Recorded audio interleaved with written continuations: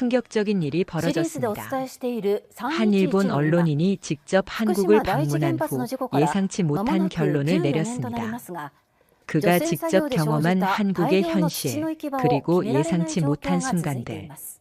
과연 그는 어떤 被 결론을 災地での 내렸을까요? 瓦礫の撤去などの際 오늘 に 그 シ 믿을 ョベ 수 ルカー 없는 などの 이야기를 重機を扱うこ 공개합니다. とができるボランティアを養 끝까지 成するための施 시청해주세요. 設が茨城 저는 다카하시 게니치입니다. 60살의 나이에 40년 동안 일본 보수 신문사에서 일해온 베테랑 언론인이죠. 특히 국제시사와 한일 관계를 다루는 논설을 많이 써왔습니다. 그런데 이상하게도 저는 한 번도 한국을 직접 방문한 적이 없었습니다. 그저 책과 자료, 다른 사람들의 경험을 통해서만 한국을 바라봐왔죠. 오늘 아침도 여느 때와 다름없이 컴퓨터 앞에 앉아 한일 관계에 관한 칼럼을 쓰고 있었습니다.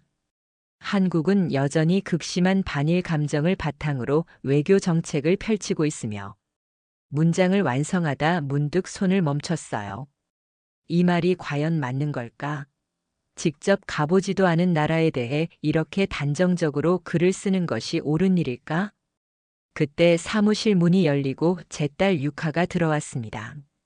34살의 다큐멘터리 PD인 유카는 한국과 일본을 오가며 일하고 있었죠. 아버지, 또 한국에 관한 기사를 쓰고 계시네요. 유카의 눈이 제 모니터 화면을 훑었습니다. 뭐가 마음에 안 드니? 제가 물었어요. 유카는 잠시 망설이더니 용기를 내어 말했습니다. 아버지는 한국에 한 번도 가보지 않으셨잖아요. 그런데 어떻게 한국 사람들이 일본을 얼마나 싫어하는지 단정할 수 있죠? 유카의 말은 뼈아프게 제 마음을 찔렀습니다. 사실 저는 신문사에서 일하면서 줄곧 한국의 반일 감정을 강조해왔죠.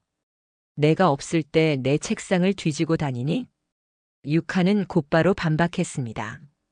뒤진 게 아니라 열려있는 화면을 본 거예요.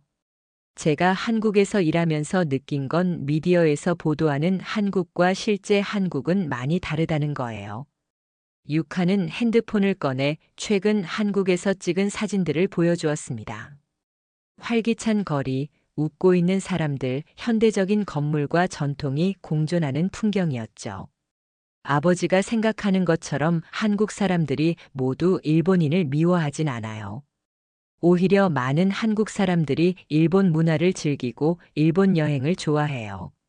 그래도 한국 사람들은 역사 문제를 가지고 늘 일본을 비난하잖니. 유카는 깊은 한숨을 내쉬었습니다.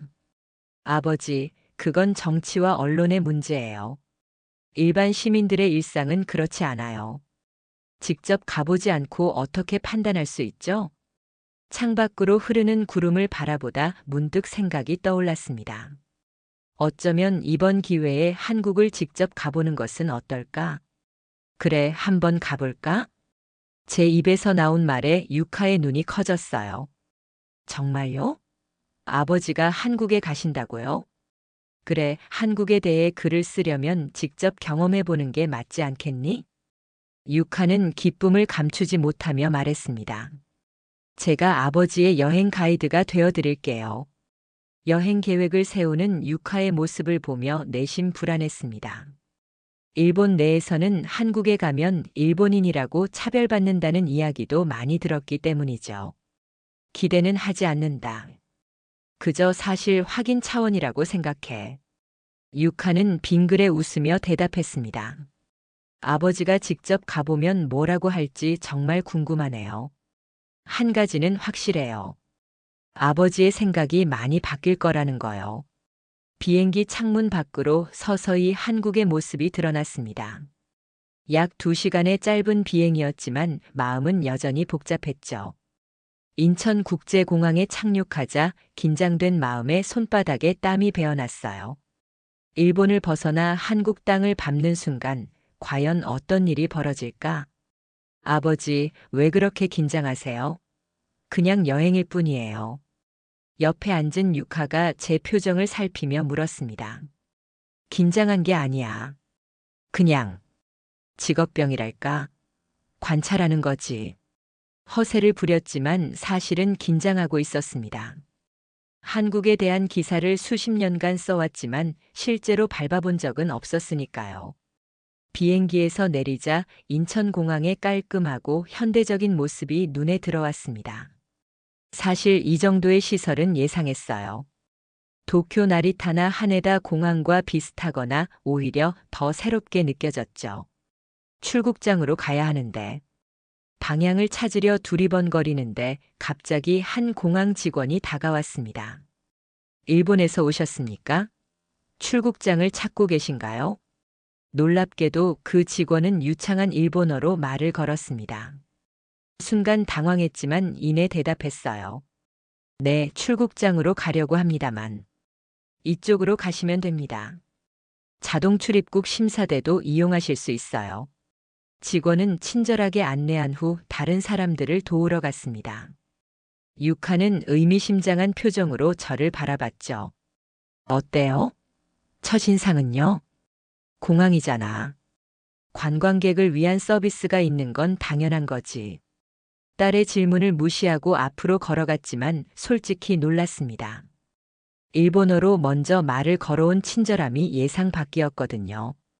일본 내 미디어에서는 한국의 반일 감정을 자주 강조했기에 이런 친절한 대응은 기대하지 않았어요.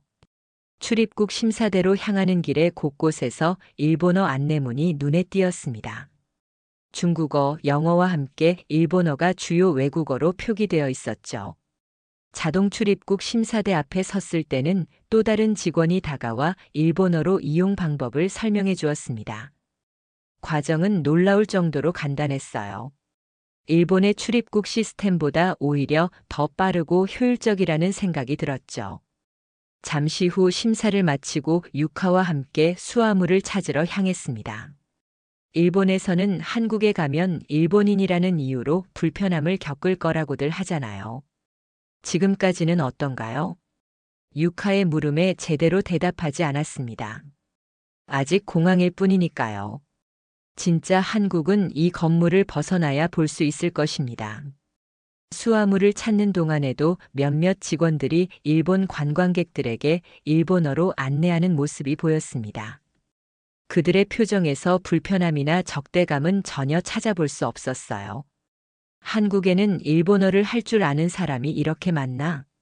무심코 중얼거렸더니 유카가 대답했습니다. 한국에는 일본 관광객이 많이 오니까요. 특히 공항이나 관광지에서는 일본어 서비스가 잘 되어 있어요. 공항을 빠져나와 택시를 탔습니다. 기사는 우리가 일본인임을 알아차리고 간단한 일본어 인사를 건넸어요. 곤니치와. 어디로 모실까요? 서툰 일본어였지만 그 친절함은 전해졌습니다. 아직 공항일 뿐이다. 본격적으로 시내에 가봐야 알겠지. 하지만 마음속으로는 인정할 수밖에 없었습니다. 첫인상은 생각보다 훨씬 좋았습니다. 적어도 지금까지는 반일 감정이라곤 찾아볼 수 없었으니까요. 택시는 번화한 서울 도심을 지나 명동 근처의 호텔에 도착했습니다. 창밖으로 보이는 서울의 풍경은 도쿄와 비슷하면서도 달랐어요. 높은 빌딩들 사이로 전통적인 건물이 간간히 보였고 거리는 활기찼죠. 호텔 로비에 들어서자 깔끔한 인테리어와 친절한 직원들이 우리를 맞이했습니다. 체크인 카운터로 향하는 동안 마음속으로는 여전히 경계심이 있었습니다. 공항에서의 경험은 좋았지만 그건 관광객을 위한 특별한 공간이니까요. 안녕하세요. 다카하시 게니치 씨와 다카하시 유카 씨 맞으신가요? 예약 확인됐습니다. 프런트 직원은 유창한 일본어로 우리를 응대했습니다. 일본에서 온 손님을 위해 일본어가 가능한 직원을 배치한 것 같았어요. 네, 맞습니다. 이틀 예약했습니다. 제가 대답하자 직원은 미소를 지으며 각종 서류를 준비했습니다. 체크인 절차를 마치고 객실로 향했습니다. 호텔 방은 깔끔했고 창문으로는 서울의 야경이 펼쳐져 있었어요. 아버지, 잠시 밖에 나가서 음료수 좀 사올게요. 뭐 드실래요? 아, 녹차 있으면 사다 줘. 유카가 나간 후 저는 침대에 앉아 호텔 정보를 살펴보고 있었습니다. 그러다 문득 중요한 서류 가방이 없어진 것을 깨달았어요. 가방 안에는 여권과 신용카드, 그리고 현금이 들어 있었죠. 이런, 어디에 두고 왔지? 당황한 마음에 방 안을 뒤졌지만 가방은 보이지 않았습니다. 마지막으로 본 것이 로비에서 체크인할 때였다는 생각이 들었어요. 급하게 엘리베이터를 타고 로비로 내려갔습니다.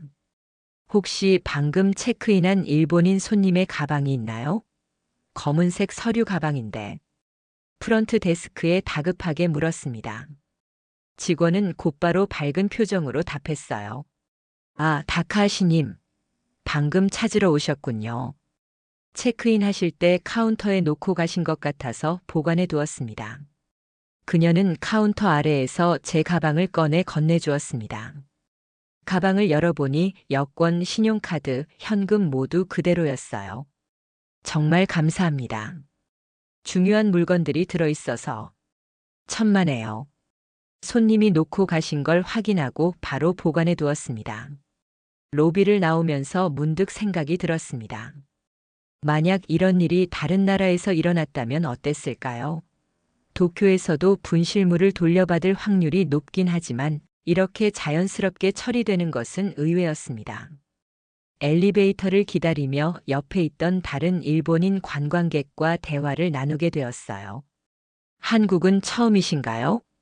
네, 직접 방문하는 건 이번이 처음입니다. 저는 세 번째 방문인데 정말 좋아요. 특히 사람들의 친절함과 정직함이 인상적이죠. 지난번에 제가 택시에서 지갑을 잃어버렸는데 다음 날 호텔로 배달되어 왔어요.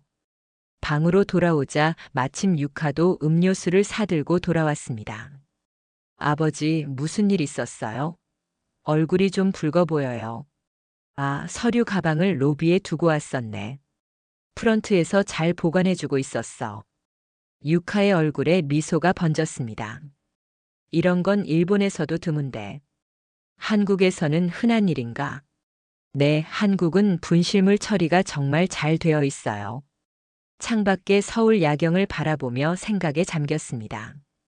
조금씩 제 인식이 바뀌고 있다는 걸 느꼈어요. 하지만 아직 여행은 시작에 불과했습니다. 다음 날 아침 유카는 한국의 전통시장을 방문하자고 제안했습니다.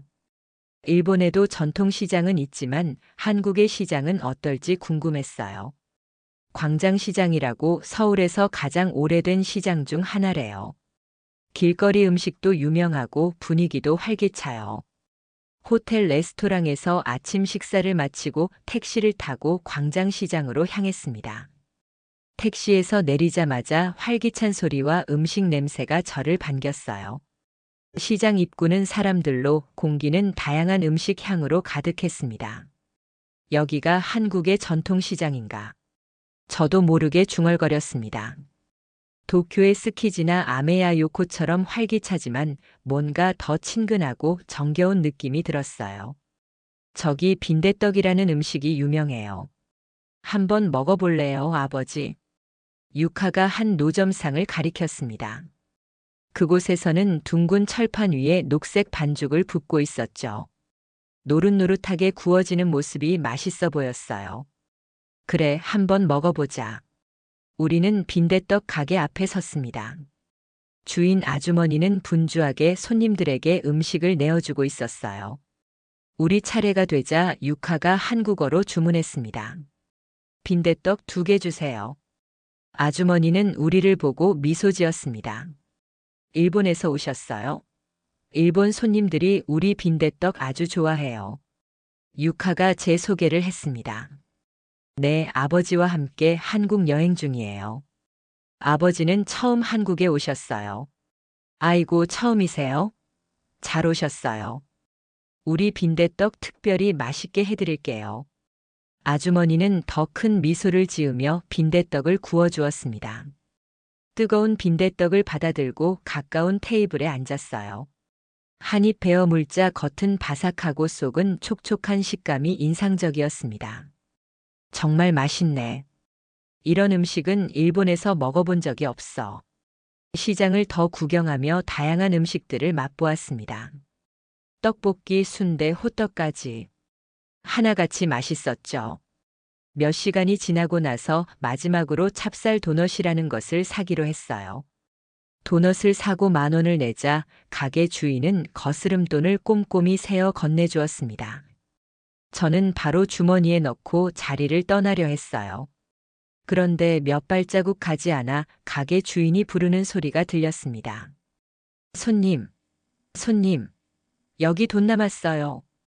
뒤돌아보니 가게 주인이 1,000원짜리 지폐를 들고 저를 쫓아오고 있었습니다. 당황해서 거스름돈을 확인해 보니 실제로 1,000원이 더 있어야 했어요. 아, 감사합니다. 제가 확인을 안 했네요. 아니에요. 당연한 거예요. 즐거운 여행 되세요. 가게 주인은 환한 미소를 지으며 다시 자기 가게로 돌아갔습니다. 유카는 의미심장한 표정으로 저를 바라봤어요. 어떠세요, 아버지? 이런 경험은 일본에서도 흔한가요? 솔직히 말하자면 일본에서도 정직한 상인들이 많지만 이렇게 적극적으로 작은 금액의 거스름돈까지 돌려주는 모습은 인상적이었습니다. 이렇게까지 정직할 필요가 있나? 무심코 내뱉은 말에 유카가 웃음을 터뜨렸습니다. 아버지, 그게 바로 한국이에요. 작은 것에도 정직하고 친절하죠. 제가 한국을 좋아하는 이유 중 하나예요. 시장 구경을 마치고 나오면서 문득 생각했습니다. 지금까지 제가 한국에 대해 써온 수많은 기사들에서 이런 모습은 한 번도 다루지 않았다는 것을요. 언론인으로서 한쪽 측면만 보도한 것은 아닌지 자문하게 되었습니다. 일본에서는 이렇게까지 정직한 가게가 많지는 않은데. 이제 좀 믿어지세요? 유카의 질문에 솔직히 대답할 수밖에 없었습니다. 응, 조금씩 달라 보이는구나.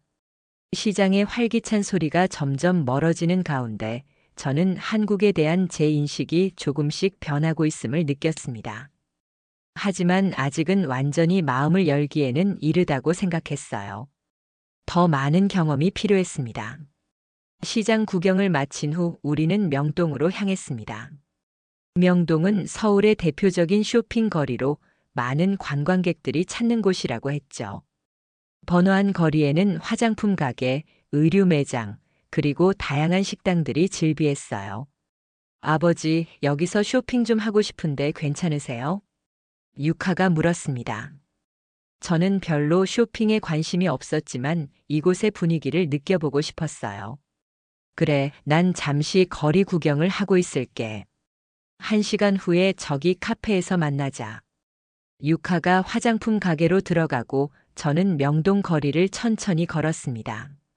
거리 곳곳에는 일본어 간판이 많았고 일본인 관광객들도 쉽게 볼 수 있었어요. 가게 직원들은 종종 일본어로 말을 걸어오기도 했죠. 어서 오세요. 특별 할인 중입니다.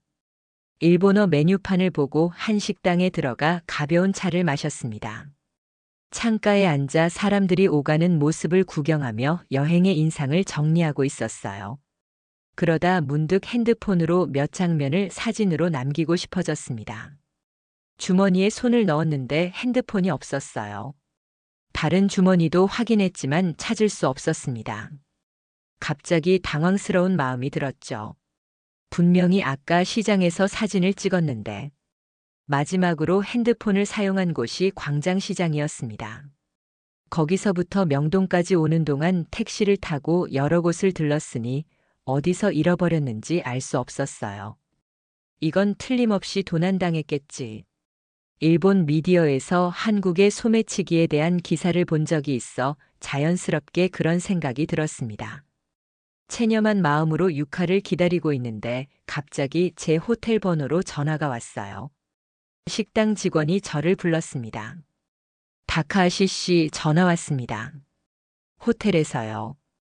의아한 마음으로 전화를 받았습니다. 여보세요, 다카하시입니다. 안녕하세요, 명동 경찰서입니다. 혹시 핸드폰을 분실하셨나요? 순간 놀라움과 의심이 교차했습니다. 경찰이 어떻게 제 핸드폰을 알고 있는 걸까요? 네, 방금 잃어버린 걸 알았습니다만. 시민분께서 길에서 핸드폰을 주었고 바로 경찰서에 맡겨주셨습니다. 핸드폰에 호텔 정보가 있어서 연락드렸습니다. 원하시면 찾아가실 수 있습니다.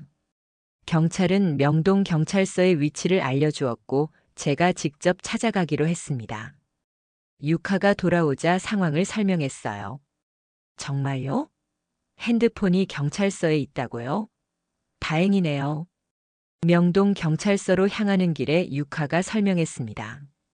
한국은 분실물 처리가 정말 잘 되어 있어요. 특히 핸드폰, 지갑 같은 귀중품은 대부분 주인에게 돌아간다고 해요. 경찰서에 도착하자 친절한 경찰관이 맞이해 주었습니다. 간단한 신분 확인 후 제 핸드폰을 돌려받았어요. 어떤 분이 가져다 주셨나요? 명동 거리를 지나가던 대학생이었습니다. 그냥 길에 떨어져 있는 걸 보고 바로 가져오셨대요. 경찰관은 한국의 분실물 처리 시스템에 대해 설명해 주었어요. 한국에서는 습득한 분실물을 반드시 돌려주는 문화가 있습니다. 작년에는 명동에서만 1000건이 넘는 분실물이 주인에게 돌아갔어요. 핸드폰을 확인해 보니 아무것도 손대지 않은 상태였습니다. 제 사진, 연락처, 모든 정보가 그대로였죠. 순간 제 인식에 또 다른 균열이 생겼어요. 이제야 뭔가 이상하다는 생각이 드는군. 이제야요? 아버지는 참. 유카는 살짝 짜증내는 듯 하면서도 웃음을 참지 못했습니다. 경찰서를 나오면서 유카에게 물었어요. 정말 한국은 이런 일이 흔한 건가? 네, 일상적인 일이에요. 한국 사람들은 남의 물건에 대한 예의가 있거든요. 아무리 가치 있는 물건이라도 주인에게 돌려주는 게 당연하다고 생각해요. 길거리를 걸으며 이제까지의 경험을 돌이켜봤습니다. 공항에서의 친절함, 호텔에서의 정직함, 시장 상인의 성실함, 그리고 이제 핸드폰을 돌려받은 경험까지. 이 모든 것이 제가 알던 한국의 이미지와는 달랐습니다. 다음 날 오전 유카는 자신이 일하는 한국 방송국을 방문하자고 제안했습니다. 저는 언론인으로서 한국 미디어가 어떻게 운영되는지 궁금했기에 흔쾌히 동의했죠. 아버지, 제가 지금 작업 중인 한일 관계 다큐멘터리 촬영장을 구경시켜 드릴게요. 아버지처럼 한일 관계를 오래 다뤄온 분의 의견도 들어보고 싶어요. 방송국은 서울 여의도에 위치해 있었습니다. 현대적인 건물 앞에 도착하자 유카는 자신의 신분증을 보여주며 저를 손님으로 안내했어요. 로비는 깔끔하고 세련된 분위기였습니다. 여기가 제가 일하는 곳이에요. 한국의 주요 방송국 중 하나죠. 엘리베이터를 타고 촬영 스튜디오가 있는 층으로 올라갔습니다. 복도를 지나치자 분주하게 움직이는 스태프들이 보였어요. 일본 방송국과 비슷한 긴장감과 활기가 느껴졌습니다. 스튜디오에 들어서자 카메라와 조명이 설치되어 있었고 몇몇 스태프들이 준비 중이었어요. 유카는 저를 PD에게 소개했습니다. 김 PD님, 제 아버지세요. 일본에서 오랫동안 한일 관계를 다뤄온 언론인이십니다. 김 PD는 일본어로 반갑게 인사했습니다. 안녕하세요, 다카하시 씨. 유카 씨가 아버님 이야기를 많이 했어요. 만나서 반갑습니다. 간단한 인사 후 김 PD는 현재 진행 중인 다큐멘터리에 대해 설명해 주었습니다. 저희는 한일 양국의 일반 시민들이 서로에 대해 어떤 인식을 갖고 있는지 조사하고 있어요. 실제 교류가 있는 사람들과 그렇지 않은 사람들 사이에 큰 인식 차이가 있더라고요. 호기심이 생겨 질문했습니다. 한국에서 반일 감정이 강하다고 들었는데 실제로는 어떤가요? 김 PD는 생각에 잠겼다가 대답했습니다. 실제로는 그렇지 않습니다. 미디어가 만든 이미지와 현실은 다릅니다. 물론 역사 문제에 민감한 부분은 있지만 일본 문화, 음식, 여행에 대한 관심은 매우 높아요. 특히 젊은 세대들은 과거보다 미래지향적입니다. 그의 말은 이번 여행에서 제가 경험한 것과 일치했습니다. 일본 미디어에서 자주 보도되는 한국의 모습과는 달랐죠. 그렇다면 왜 양국 언론은 갈등을 더 부각시키는 걸까요? 아무래도 갈등이 더 뉴스 가치가 있으니까요. 평화로운 일상은 뉴스가 되지 않죠. 하지만 저희 다큐멘터리는 그런 일상적인 교류와 이해의 순간들을 담고 싶어요.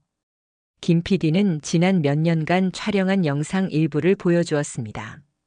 한국에서 일본 문화를 즐기는 젊은이들, 일본에서 공부하는 한국 학생들, 그리고 양국을 오가며 비즈니스를 하는 사업가들의 이야기였어요. 이런 내용은 일본 미디어에서 거의 볼 수 없는데요. 한국도 마찬가지입니다. 갈등만 부각되죠. 그래서 이런 다큐멘터리가 더 필요하다고 생각해요.